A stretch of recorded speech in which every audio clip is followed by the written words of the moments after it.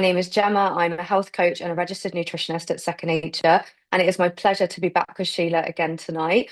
If this is the first time that you're joining us, we do have a lot of different episodes in this series that you can access on our YouTube channel. We've covered a range of different topics. This last one we did was around food noise, and that was a really, really interesting one.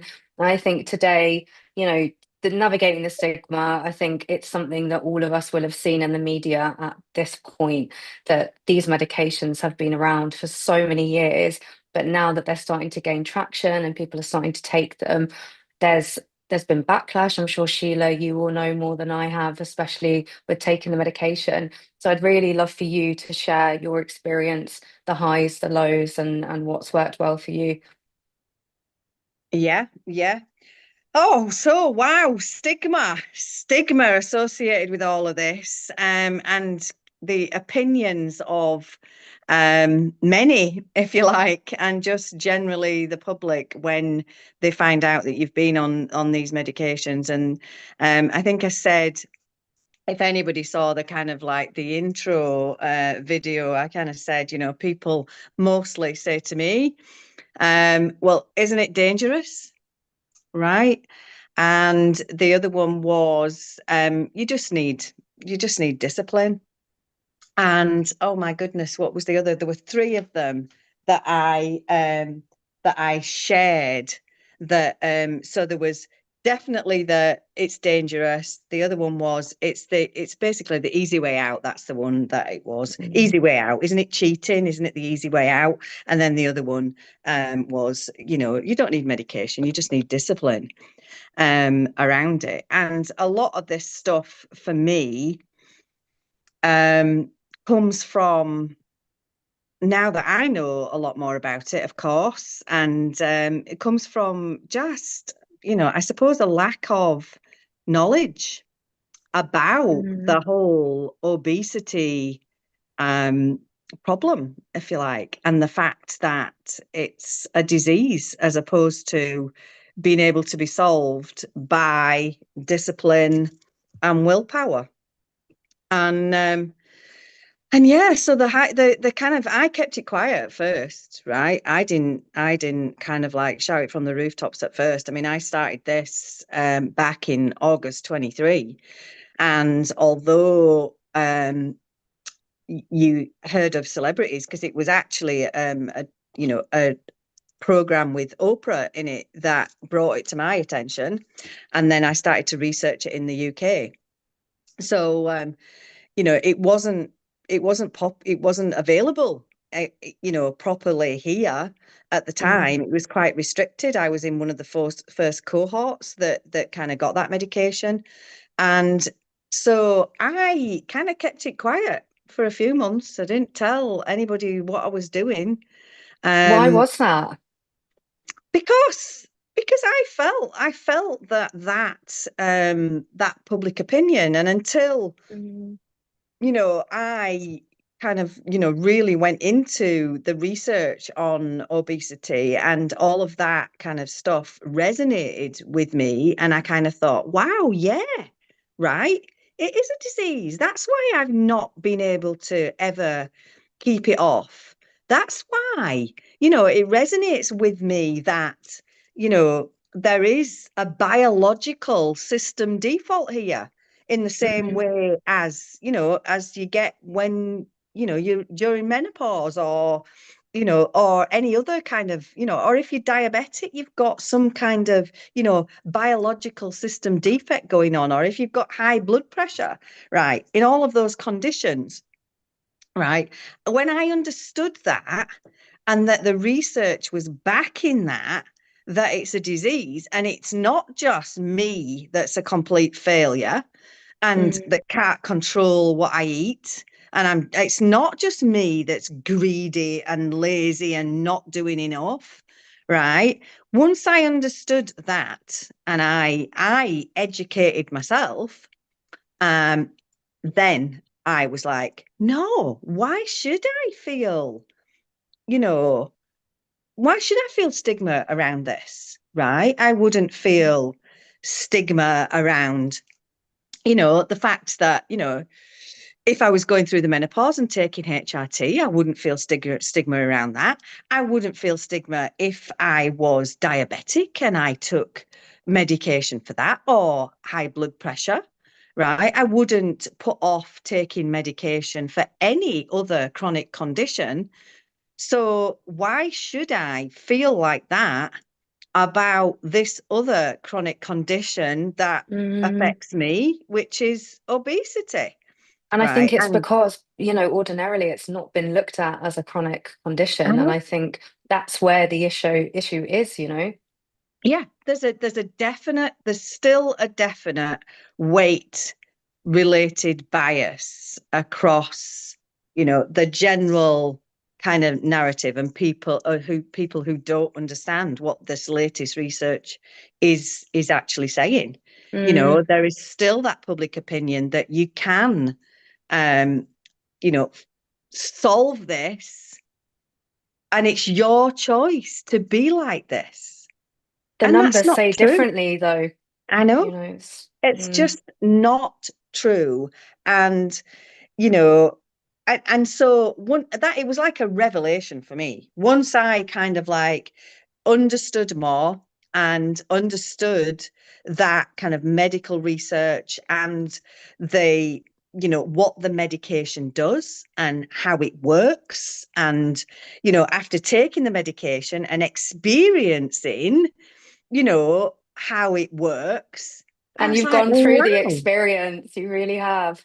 wow, wow, this is just like a revelation and completely and utterly life changing. I could stop, beating myself up, right?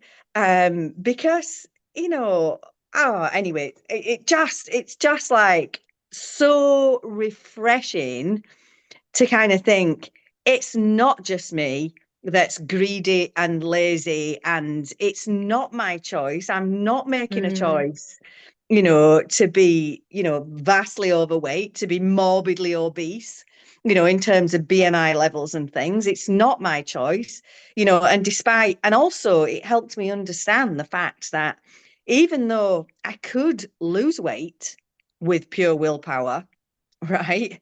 And I'm sure many of us can, before these weight loss medications have come along and before this new research and stuff. But mm, yeah, I could lose it. I could lose 5 to 6 stone, right? And I have probably done that around 5 times during my lifetime, right? mm, Maybe even six, right? Sometimes I might get it all off, and then other times I might get halfway and then start putting it back on again. But I have never so far until now, right, been able to maintain and sustain that weight loss because mm. it's been based on willpower and strict, rigid diet that is just not sustainable for life Absolutely not.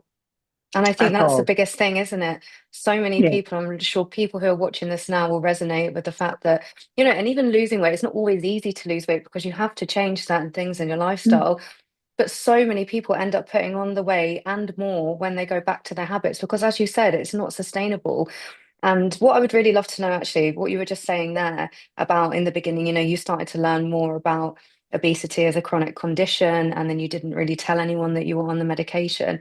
When did that start to change for you? If you think about that stigma that maybe you felt and didn't want to speak to others, how long did that transition take for you to get to where you are with how you're feeling today? It probably took, I mean, there was another kind of like underlying thing behind that as well, right? Because when I first started on it, there was a big furore about the fact that the medication was in short supply and that people who were taking it for weight loss purposes were kind of putting the people who needed it for diabetes at risk, Mm, right? So there was an added kind of narrative there because of the timing of when I started the medication. and Now, that's when it obviously, gets a bit yeah. awkward, right? Yeah. So that period of me not talking about it was probably lasted longer because of that short supply. challenge that was there at the time too. So Mm. I probably started shouting from the rooftops from around, I started the medication in August 23, and from about January 24, I started to just share. And plus, it was my 60th birthday. I'd lost about 3.5 stone by then. And so I was getting lots of, compliments and things like that. People wanted to know how I'd done it and things. Mm. And then I just and I'm a completely transparent person. I can't, I can't lie. I can't cover anything up. I'm just like, spade's a spade where I come from. And yeah, so no, I was completely transparent about it from about January 24 onwards. And plus I had my own I had the facts then as well, right? I had the Mm. facts, in my kind of, armory, if you like, to be able to share with people. And the way that kind of, I explain it to people who are interested now, is, would you refuse medication for your high blood pressure? You know, would you refuse medication for, for other chronic conditions like asthma? Um, would you refuse if you had a thyroid condition? Would you refuse medication for that? Mm. You know? And I think those are the conversations that are starting to be had very, Mm, very slowly. And I mm, don't think and this is why these conversations are important, because there's not many of them happening. And I do think that there's been a massive shift in the media. I remember when these first came out, and I remember seeing on like things just like Instagram, LinkedIn, and everyone has their opinion when something like this comes out. mm, And I remember I'm looking at it from, normal Gemma perspective, and then I'm looking at it from my nutritionist hat. And I'm like, God, if only people could see how effective these medications can be for those who are really, really struggling. And, because a lot of these people who are taking the medication, there are a group of people who are taking it purely for aesthetic reasons, but there are a lot of people who are taking it because they've struggled with their weight their entire lives, and they've kind of exhausted every other option. And for them, this is almost like, last chance resort. They want to see if something's going to mm. work. How many people is Yeah, it working for? And I do think, like, from my perspective, I've seen the stigma shift. I think it's still there, yeah, but it's definitely going the other way now. yeah. People are a lot more open to listen now, is what I'm Mm. finding. And people understanding that. But I mean, and it's a massive problem. I mean, it's something like 40% of adults in the UK are actually overweight or obese. And it's the other thing is, I suppose, is that the cost to the NHS, right, and the burden that you might be putting on the healthcare system if you were getting this Mm. medication on the NHS. But do we say that about other health conditions, right? Of course. And the fact of the matter is, for those of us who actually want to do something about our health and to actually take control of our health by, you know, getting to a healthy weight, then, surely we should be, applauded for wanting to do that, whether it's by medication or whatever means Mm. we're doing. Surely we should be applauded and not shamed for taking control of our Of health. And course. and I think the story for me was, the thing that tipped me over the edge was I had a blood test and it came back that I was pre-diabetic. Mm.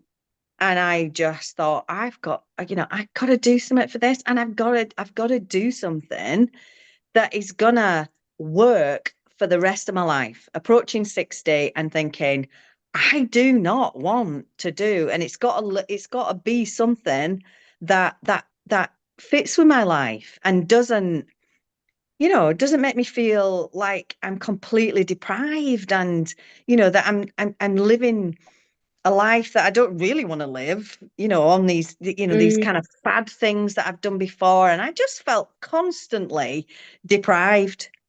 Like you're And, having to cut something out all the yeah, time. yeah. And yeah, and it just didn't. And also because most of them are so, a lot of the kind of, the extreme, let's say, kind of things, they don't involve normal food either. So it's just Mm. like, and if you kind of like, you fall off the wagon or whatever, it's kind of like, then it's like, it's all thrown out the pan and you start beating yourself up. And, it just creates this behavior that Mm. is kind And of just unhealthy and And that's why the unsustainable. cycle continues for so many people because it's constant. And this is the other thing. I think, you're sold a dream. There's so many things out there that say, lose this amount of weight in 12 weeks, la, la, la, la, la. None of them talk about keeping it off because that's the hard part No, is I know. keeping the weight off. And it just almost like increases that cycle and it ruins people's self-esteem and, generally how they feel about making changes. So there's so many people so I've worked with Second Nature for about just over 5 years now. And in my 5 years of coaching so many different people, it's always very, very similar things that come up. And all of that is, I've tried X, Y, Z. Mm. This has worked, this hasn't worked. But I'm just, someone said to me the other day, I'm so hesitant and like I'm actually really skeptical that this is going to work. And it's like, just, I think that's the other thing, like taking the medication is one thing, but we focus at Second Nature on habit change and really tuning into your habits and what is realistic and sustainable for you without depriving yourself. Because if you deprive yourself, how are you going to live any sort of like fulfilled life if that's always that bit of restriction there? Yeah. And I think, for me, one of the big life-changing things around the medication is it's allowed my um system, if you like, my both my biological, physical system Mm, and my habits and behaviors to heal, right? I love that. Because they were unhealthy. They were unhealthy. And I was in, like you've just said, about the cycle. I was in like a vicious cycle of things.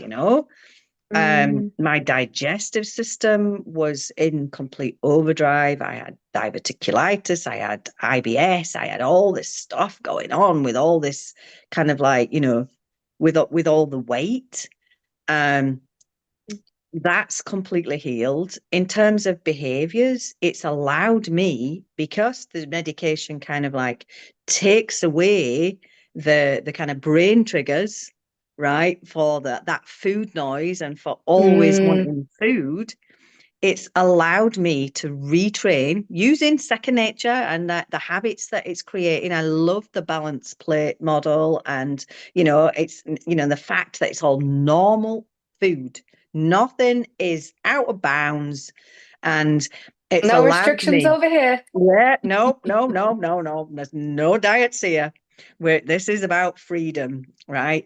And and that's what, and so, but the medication, what the medication has allowed me to do is re-educate my listening to my body to understand what it wants and the amount it wants and needs and when, right? Mm, Because that was just haywire, right? Without the medication, it was completely haywire, because all these hormones that control all of that stuff, in terms of the insulin and the leptin and all those kind of things, right? mm, Now I understand it more.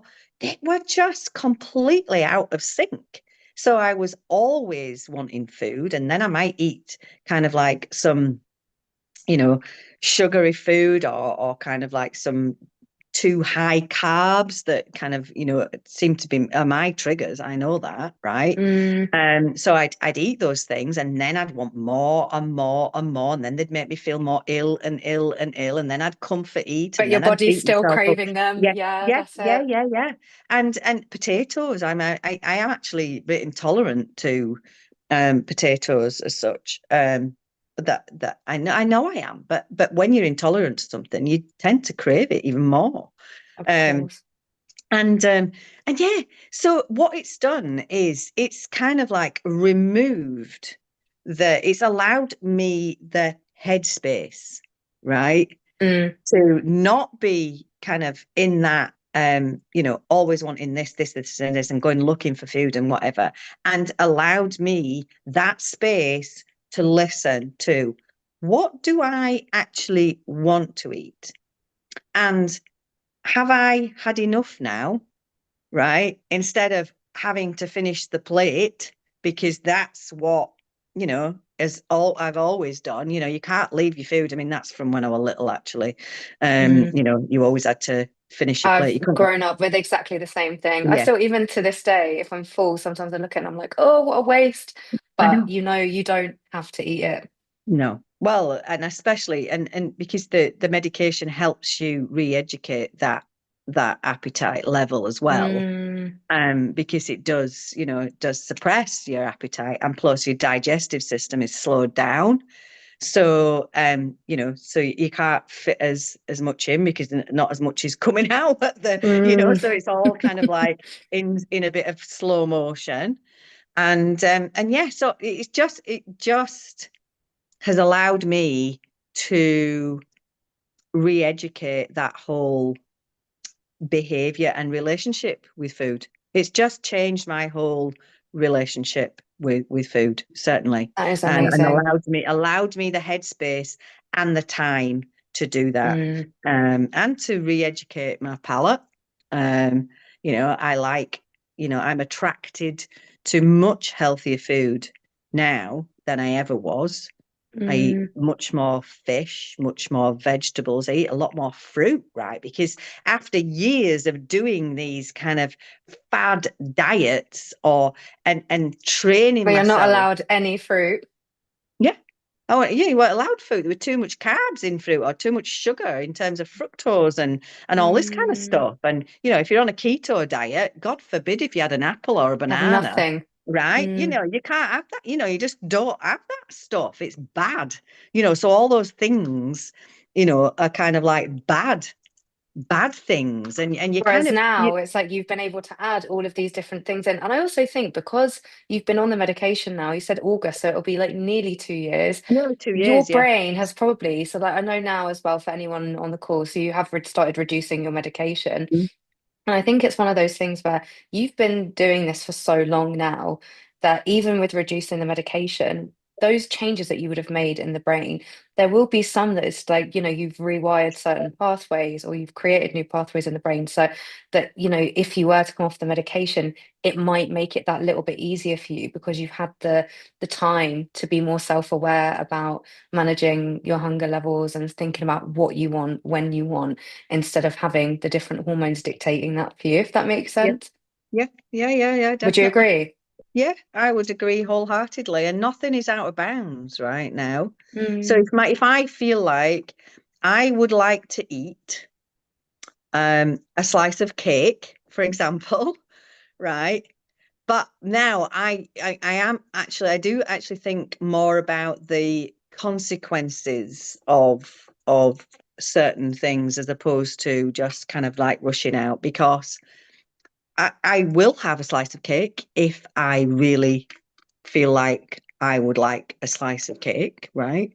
But Mm. I also have to accept, if I have that slice of cake, I will probably want more of it afterwards, because I will have increased my blood sugar levels, and then I'll go on a dip, and then I'll want some more. So I'm not I'm Mm. not supporting the balance of my blood sugar that the medication actually allows, gives you, if you like, by Mm. eating those high sugar kind of foods. But it's not off bounds. No. And you know But what? you Do you just know what? know, you're aware of how it will make you Yeah, feel if you do have it. yeah. And I'm the same with potatoes. But again, it's not Hmm. off bounds if I really want a potato. So if we have a roast dinner, right, I will have a Oh, roast roast potato. potatoes are the Yeah, best. I will have a roast potato, right? But I have to accept that, you know, I probably will have food noise, a bit stronger later on because I Mm, know and I recognize that that's one of my triggers. So again, it's allowed me the time to recognize all of those triggers and to kind of like re-educate myself and my appetite and of the consequences, but mhm. to also give myself the freedom and to accept that, yeah, do you know what? If I want that, I'm going to have that. It's I not love out of that. bounds. It's Good. not As out it, of it bounds. shouldn't be. It shouldn't be. And I think you're re-educating yourself, but you're also educating others as well. And I think that's what I really, really love because that's where it comes back to the whole conversation of stigma, is that having these kind of conversations really opens up the door to people looking at things in a different way. Because it can, it's the same thing. You can think in a very closed way, so many different subjects until someone approaches it in a different way. Then you go, oh, okay, I didn't think about that. And I wonder to anyone who is watching now or to anyone in the future who might be watching, if they are coming at this from an angle that might be what you said at the beginning, the three different things like you just need discipline, it's easy, that kind of thing. What would you say to those people? Medical research has proven this is it's a chronic disease that we've got, right? And Mm. no, it's not our choice to be like that. Mm. It's just But if it's but just if not. people are coming at it, I think this is it. I don't think people would be coming across in like say an almost like an attacking way. But if someone was coming across in a curious way to say, because maybe that's how some people are looking at it. They're looking at it from the angle like you just need discipline because they've grown up believing and seeing from what people are saying around them and in the media and in their education that it should be as easy as just eat less and move more and like the very generic things of all of the things that don't actually work properly for people. So I think if someone was coming at it from a curious approach and they wanted to learn more, what would you offer for guidance? Is there anything that you would suggest to support them in changing their opinion towards the weight loss medications? I think the key to it is understanding that it is a disease and it's not a choice. It's Mm, it's it's just not a choice. I think that is the underlying key to this. And then to to provide those facts and um about that medical research and the fact that it's a hormonal imbalance and why would you not want to? I mean, there are associated risks with any medication, right? And but we mm, take medication and we accept taking medication for a multitude of other chronic conditions. And so why not? Why is obesity any different? And mm, the actual cost of obesity to your own health and you know by the related illnesses that it actually causes, it, it's just a no-brainer basically in terms of obviously everyone has to do their own risk reward kind of balance and understanding, but certainly for me the risks associated with it have kind of been much lower than the actual rewards that I have mm, gained from this in terms of my health. mm. Definitely, Which is definitely. is amazing in itself, and like you have achieved so much. And I think this is the thing, right? When we're coming at this and we're speaking about the stigma, I don't ever want it to come across as people, because there are people out there who are genuinely just uneducated when it comes to Mm. understanding obesity as a chronic condition. And I think, even some of my friends might not understand how these medications can actually work. And I think there is still a rhetoric that these medications are just there for weight loss. People don't know that they can actually support with, other conditions as well. And I think it is about the person themselves educating themselves. But we Yeah. know there's a lot of people out there who don't educate themselves, and they will read what they're saying on Instagram, Facebook, LinkedIn, TikTok, things like that, and take that at face value. And, these conversations now, especially this conversation, because, like I said, it's moved in one direction. We're starting to go in the other one now. But what I want to do, I guess it's like as a health professional, as part of Second Nature, is just really trying to help people to understand why these medications are important and valuable, but also knowing that it's a medication and they do come with risks. I think every medication that you take, not everyone, like people that I've spoken to who have been on the medication, some people have had zero side effects. Some people have had a lot of side effects. So I think there's definitely nuances to it, and there's different angles that we have to look at it from. Oh, definitely, definitely. And we all have to do our own, risk reward calculations, Mm, to understand, where we're at with it. But I was talking to, you know, I mean, I was talking to a guy in the gym, right, who suffers very badly from back pain, um, as does my husband, right? And which, you know, could be aggravated. I'm not suggesting it's caused by weights, and being larger than, probably need to be, but it's probably aggravated by it and is more painful because of it.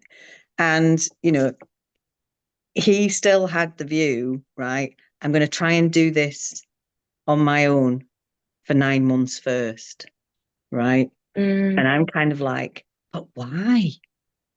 Why are you gonna do that?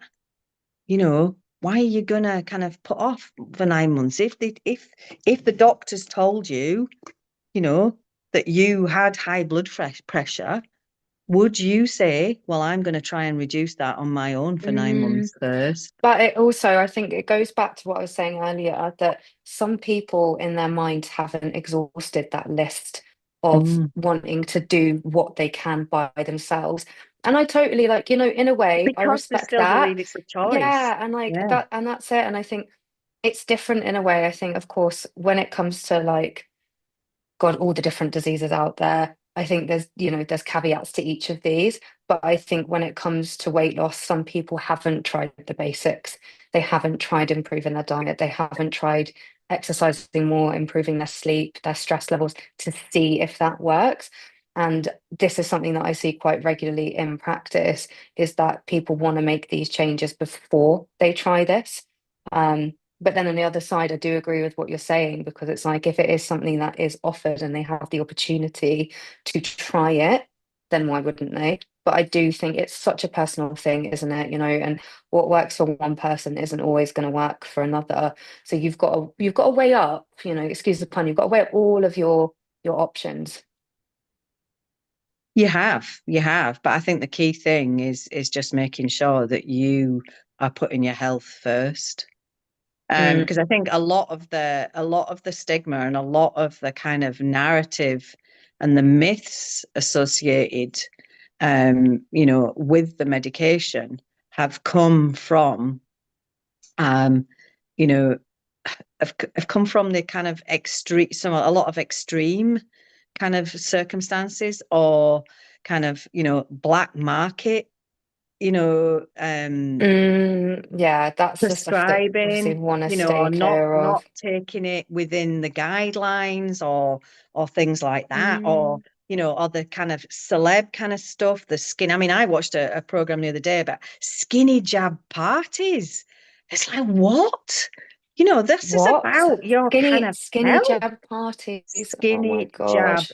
parties, hen parties, Mm, where black market medication is and I is think issued. that Sadly, this is the downside to these I know. medications. And it's really difficult because so many people, a lot of people who really need this support, can't afford it because, the medication, unless it can be prescribed on the NHS, etc., and they can get it for free, some people can't have access to it in the way that they'd want to right now. It's not to say that that won't change in the future, Hmm. but I can see, how that would impact some people. But you have got to be careful because you go on Google now and you type in weight loss injection, the amount of different things that come up. Scary. And yeah, you might be getting it for cheaper, but you're not getting, number one, you don't know what on earth is in the medication that you're putting Mm. in you.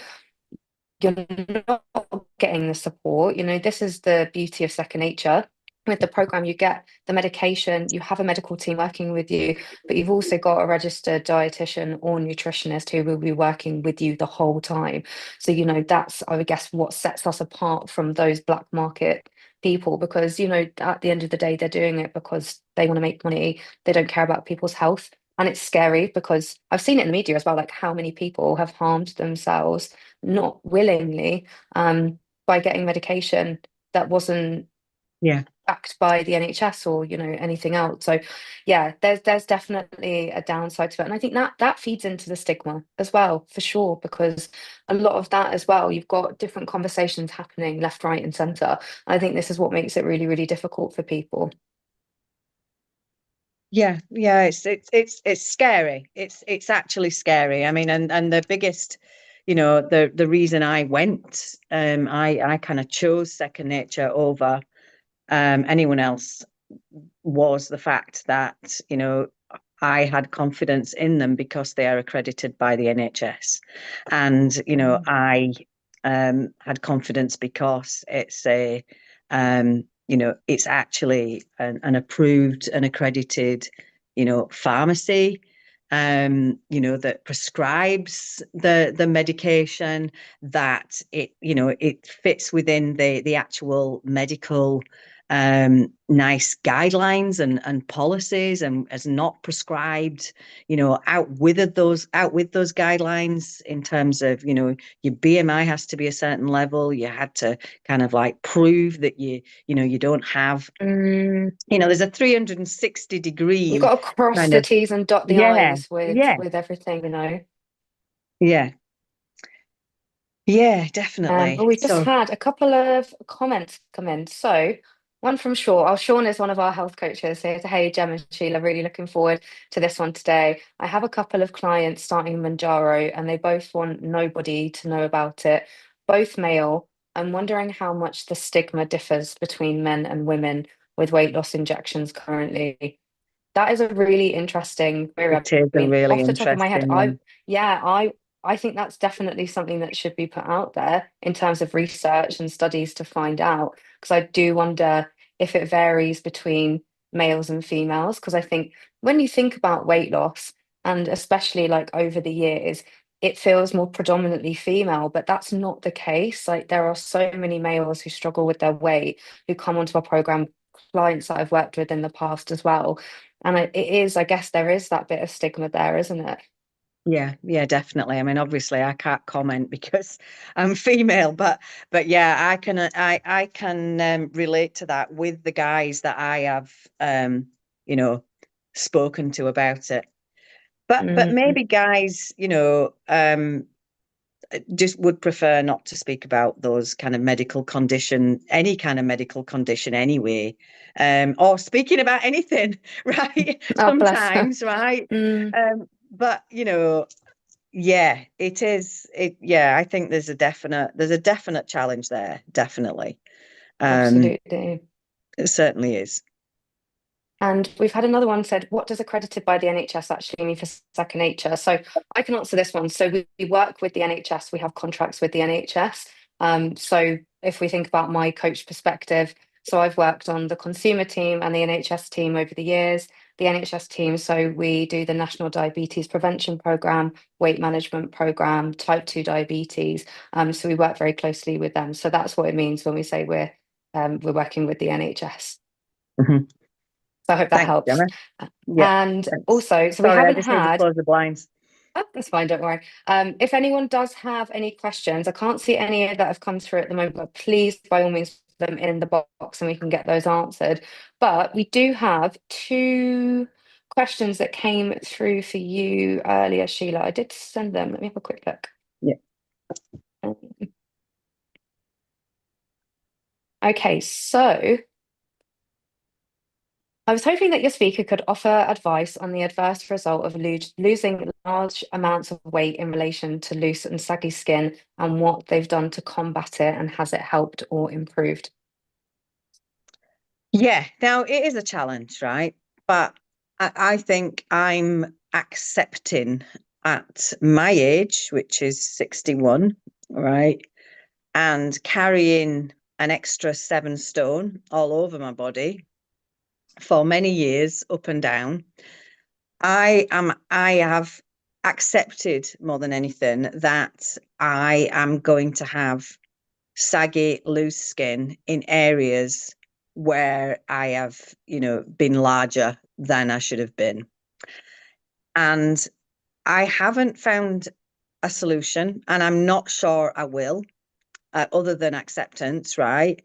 And Mm, the worst bits for me are my arms, and the tops of my legs. And my tummy's not as bad as I thought it would be, actually. It's not quite as bad. Um, but it's more around mindset for me. I mean, I do strength training, right? I do mm, weight training, and the definition of my arms and my shoulders and things um probably deflect away from some of the loose skin in the kind of mm, bat wings. So I think I can improve other areas that kind of like take the eye away, right, from those areas. But I've accepted for me that I can't solve those things, unless I was willing to have surgery. And at my age, I'm not. I'm not. mm, I'm not. I wouldn't be willing to have surgery. You know, to get those bits, sorted, because, to be fair, I'm not that fussed. When does anybody see it anyway? To be honest, I can wear dresses that, that cover mm, it up. And I suppose I'm fortunate in that I'm quite a good sewer, right? I'm quite a good seamstress. So I can make little kind of sleeves, if you like, that cover these bits up. And it's, yeah, it's kind of like what I wear.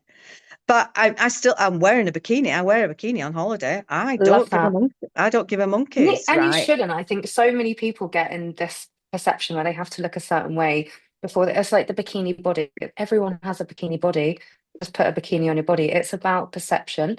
And a lot of the time, it's not actually got much to do with what you physically look like. It's about the way that you feel You feel about the about way that you yourself. look. Yeah, yeah, it For is. sure. I think it And it's is. I think it's a really common thing as well with people experiencing loose skin or saggy skin when they go on the medication.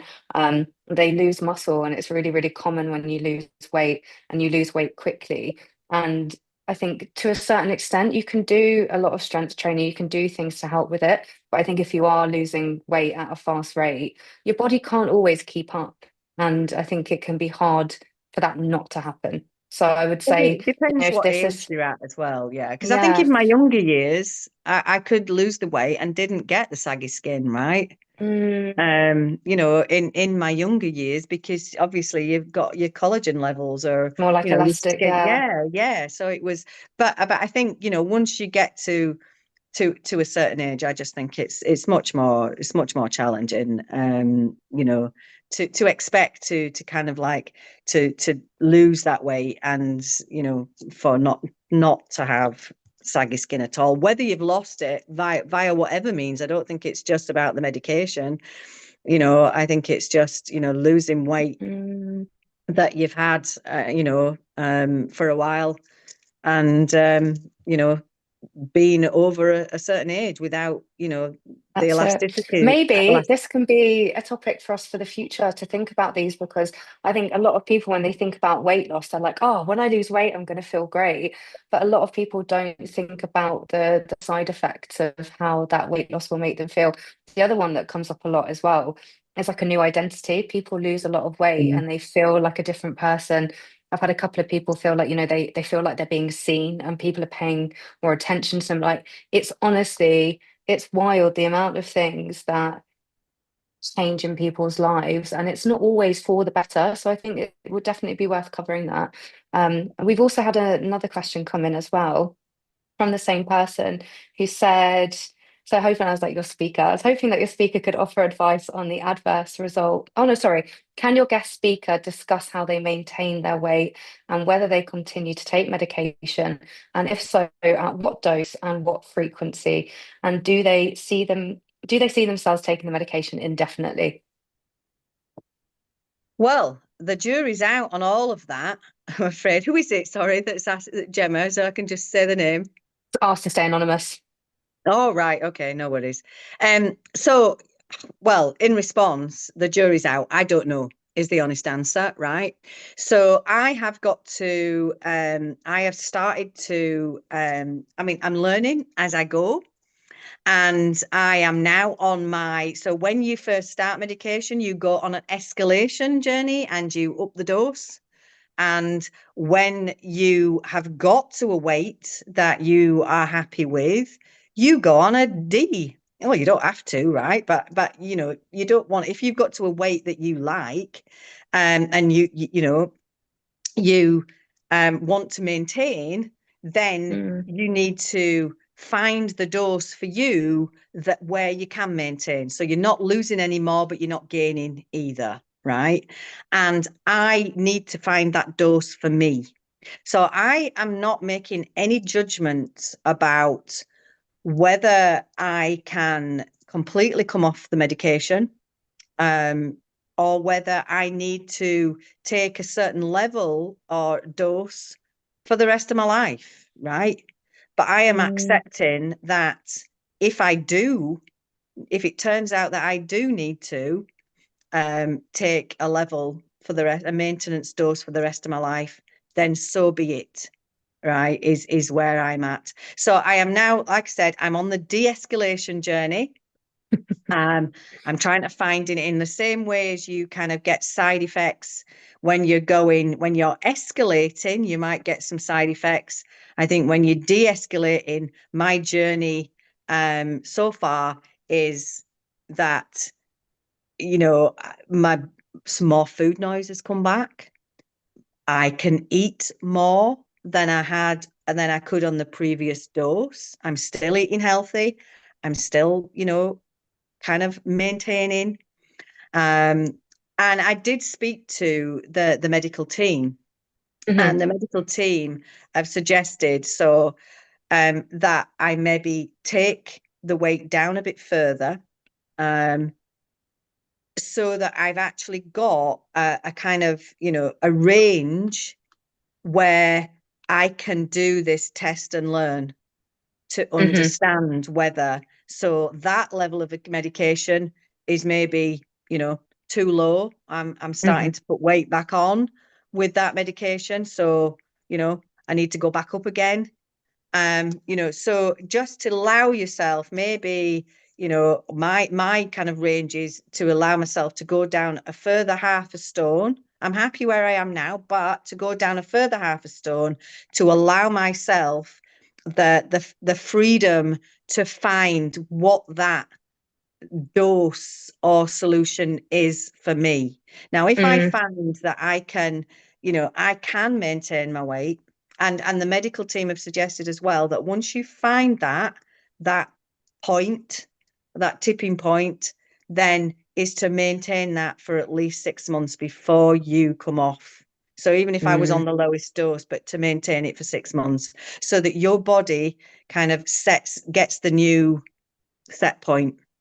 right? Because again, I don't know Yeah. whether anybody's done the research, but I think that's probably another topic, Gemma, that we should cover at some point, is Mm. that hypothesis around the set point theory. And, if you lose It's weight, such an interesting yeah, topic. It really is. yeah, And I think the set point theory, in collaboration with taking the medication and how that works, is really, really interesting. And it sounds like you've got a good plan of action. I think it really is like you're the same as the listeners right now, that you're figuring it out as you go. And that's all you can do for now. But with the support of the medical team, with the support of Second Nature, we'll be here to guide you. And it's just a process. But we've had another one come in. So this will be the last question. So this is from Emily. So she said, "Hi, I've lost 20 kilos so far over about 9 months on Manjaro, currently on 7.5 milligrams, but still have a long way to go, about another 7, 8 stone at least. Did it take you long to lose the weight, and did you do a lot more exercise to lose it? I'm 45 and have loose skin already and think I need to try to do some toning exercises or something." And then she did ask another question about the medication and how long you can stay on for, but how long you can stay on it for. But I think answer that one first. Emily, just let me say, well done. Well done, because Mm, just because you're taking medication doesn't mean to say that you haven't put the work in, because you have, right? amazing. You've taken control of your health basically, and you're doing something about it. So well done. So in terms of quickly, I'll just say you can stay on the medication. I'll have been on it 2 years in August. It took me maybe from August, September, October, November, December. It took me 5 months to get about 3.5 stone off. So I knew I'd lost 3.5 stone by my 60th birthday, which was in January. And I'd had a holiday as well and things, but I'd still lost 3.5 stone.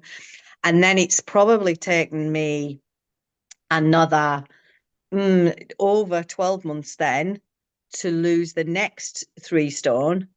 And I Hmm. have been around, I've probably only lost in the last 6 months, I've probably only lost about another half a stone. Right. It's slowed down. I mean, I'm on max dose of because I'm on Wegovy as opposed to Monjaro, because that's what was only available when I first started taking this. So yeah, it's that my journey has been that the weight loss has really slowed down, but I'm okay with that because so I've kind of plateaued. And if anybody's ever been on any of these long-term diets, been on a long-term diet before, you'll know, right, that at a certain stage, your body does plateau and you just need to Mm, spice it up a bit and give it a bit of a rocket and do something a bit different mm. that then kind of gets it going again. And also, you've Um, got to give it time as well. I always say this to people that, if we continue to lose weight every day, eventually we would disappear. So we have to let our body have that time to adjust to the weight. Emily, you've made amazing progress already so far. And it probably is the fact that your body's just saying, okay, now we just need to try and like maintain this for a bit before we make any more changes. But yeah, incredible progress so far. yeah, yeah. I think did we? Yeah, sorry. Thanks, Emily. Did we answer that for you?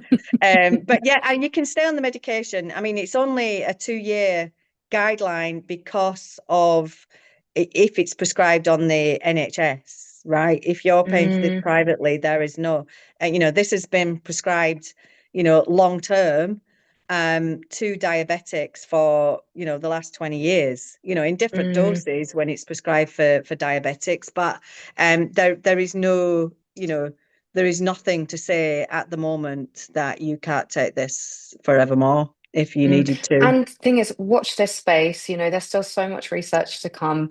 I think we're still in a very new space with it. Even though it's been out for years, we're still in a very new space with it, just people talking about it. Um, but we are coming up to time now. So I will say, Sheila, thank you so much. I hope that everyone watching has found this useful. Been a great conversation about stigma, but also about your experience so far, Sheila. And you've been through so much. You're navigating the challenges with a smile on your face, which is always great to see. So, as always, a huge thank you, and thank you to everyone for watching. And we will be back with you next month.